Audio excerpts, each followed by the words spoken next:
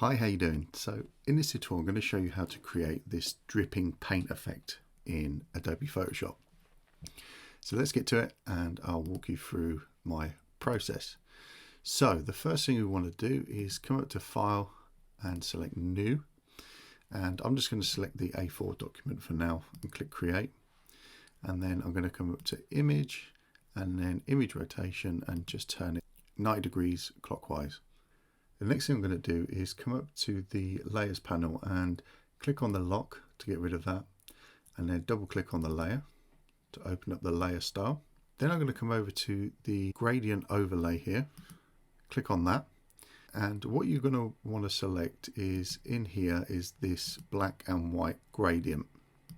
So once you've done that, double click on the gradient and then come down to the bottom left color here, click on that where it says color, and then you want to select a color for your background. So I'm just going to select a yellow. There we go, and click OK.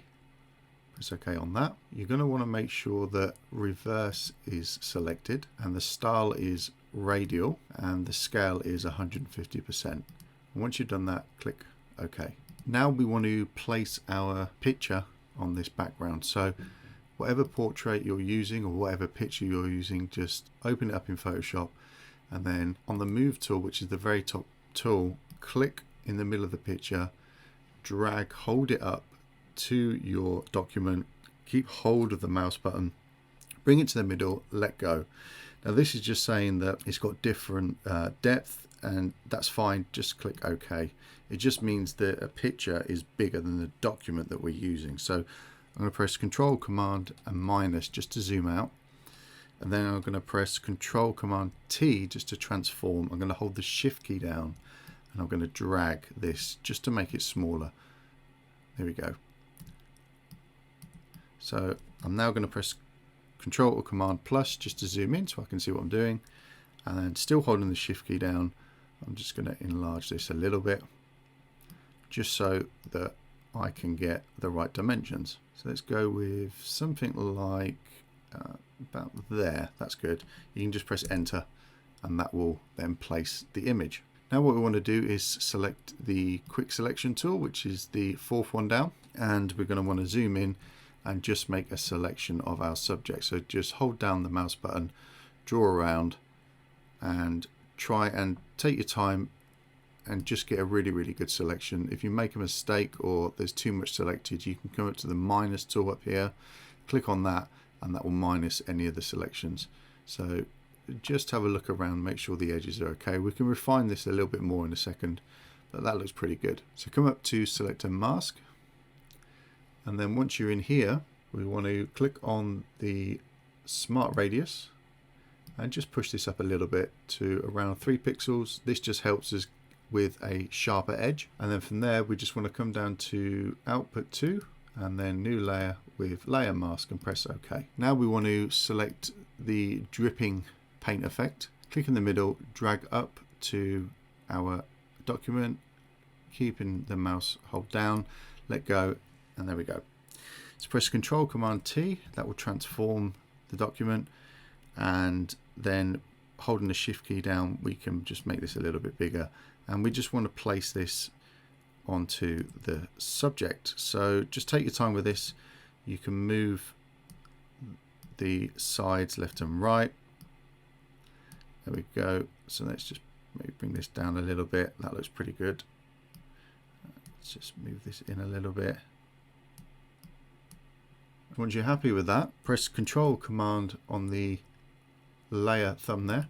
That will make a selection. You need to do that actually on the square, not on the side, otherwise it won't do this. Okay, that's then made a selection for us, and then what we want to do is come to this layer here, which is our model layer, and then we're just going to press delete, and then we're going to come back up to the dripping layer, click on the eyeball, and there we go. That's now given us our drip effect, and then press Control or Command D to deselect that selection. Then what we want to do is come to the eraser tool here, and we just want to erase the other part of the image that we don't need. So just these areas here, you can see. So that's pretty good. There we go. And then once we've done that, we want to just create a new layer. So I'm just going to move my window up. There we go. So we come down to the bottom here and just click on the square and plus icon and then drag that below our subject. And then we're going to come to the brush tool and we're going to use some of these splatter brushes, which you can download. The link will be below. Choose any of them. And then we want to select a color. So you just hold the option key down and select red. And then we can press the bracket keys just to make the brush a little bit bigger or smaller, whatever you want, and just click. And then let's make another selection holding the option key down on her top there, and let's just make this a little bit bigger. There we go. And we're going to come back up to the model layer here, and we're going to come down to the bottom, click on the add new layer style, and we're going to select drop shadow. And from here, we want to make sure that the blend mode is linear burn. The angle is 90 degrees.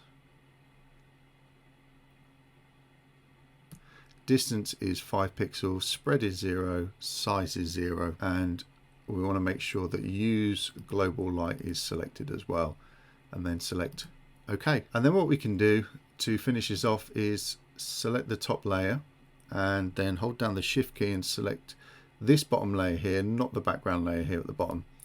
Press Control or Command G and that will group everything together, and then Control or Command T and this will transform. We can use the shift key and now you can see that we can make this bigger and smaller. We've still got some of the background selected up there, but that's fine. We can get rid of that in a second.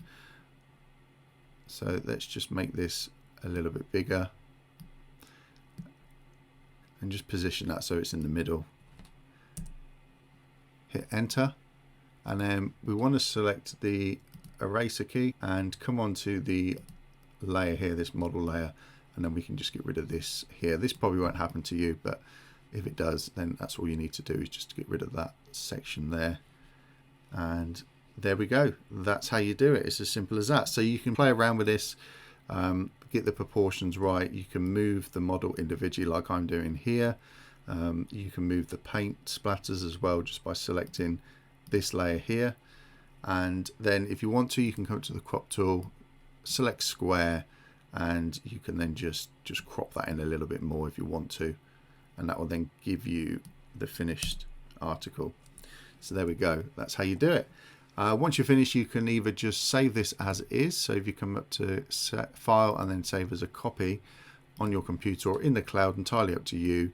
If you want to keep these layers, then you can either save it as a TIFF file, or you can come up to Layer and then just flatten image. That will flatten all of the hidden layers there, and then you can just File and then Save as a copy. And again, on your computer or in the cloud, you can save this as a JPEG, a TIFF, PNG, whatever you want really. JPEG is okay. And then just save that to your desktop or wherever you want to save it, and that's it. That's how you do it. So I look forward to seeing your images. I'll see you in the next video. Take care. Bye bye.